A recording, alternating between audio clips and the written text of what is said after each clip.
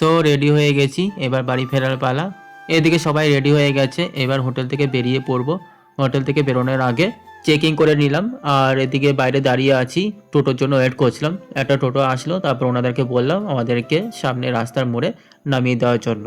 তারপর এখান থেকে চলে আসলাম অটো স্ট্যান্ডের সামনে। অটো স্ট্যান্ডের ওখানে এসে জিজ্ঞেস করলাম ভাড়া কত। তারপর উনি একটা নির্দিষ্ট ভাড়া বললেন, তারপর আমরা সবাই অটোতে উঠে পড়লাম।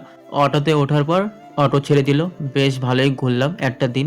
আর এই দেখো অটো থেকে নেমে পড়েছি, এবার কিছুটা হেঁটে যেতে হবে।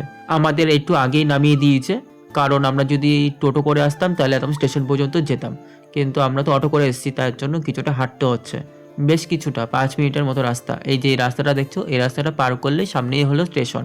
এদিকে আমরা স্টেশনে যাওয়ার আগে হোটেলে চলে আসলাম, খাবার খেয়ে নেব। আবার কখন খাবো না খাবো তা ঠিক নেই, তাই এখন একটু খেয়ে নিই। তাই সবাই মিলে অর্ডার দিয়ে দিলাম সবজি ভাত। এখনকার খাবারে ছিল ভাত, আলু ভাজা আর একটা নিরামিষ তরকারি আর ডাল। এই খাওয়া দাওয়া করে এবার যাচ্ছি স্টেশনের দিকে। স্টেশনের দিকে যখন যাচ্ছিলাম তখন রোদের ভালোই তেজ ছিল, প্রচণ্ড গরম লাগছিল। তারপরে এই দেখো স্টেশনে চলে এসেছি, এখন টিকিটটা কেটে নেব। এদিকে আমাদের ট্রেন ছিল 12:30টায়, তাই কিছুক্ষণ ওয়েট করতে হবে।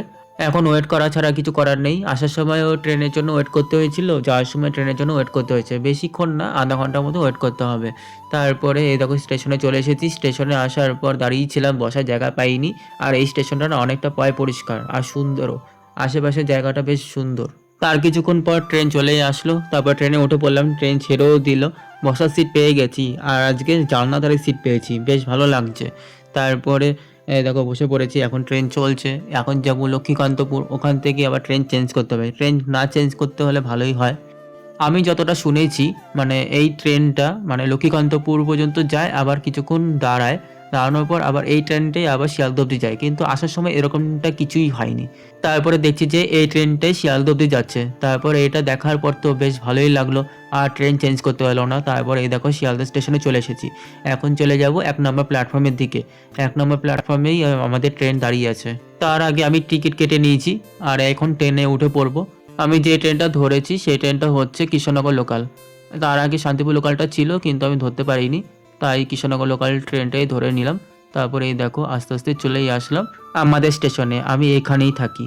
যাই হোক, এখন হাঁটতে হাঁটতে চলে যাব ছোটো বাজার অবধি। এখন প্রায় সন্ধে হয়ে গেছে। এদিকে দিদাও ফোন করেছিল, দিদাও ফোন করে বলছে যে আর কতক্ষণ লাগবে বাড়ি আসতে। আমি বললাম আর তো কিছুক্ষণ, ছোটো বাজার অবধি আছি, আর বেশিক্ষণ লাগবে না। তারপর ছোটো বাজার থেকে টোটো ধরে নিলাম। টোটো ধরে এবার চলে যাব বাড়ির দিকে। বাড়িতে গিয়ে এবার রেস্ট করব, আর ভালো লাগছে না।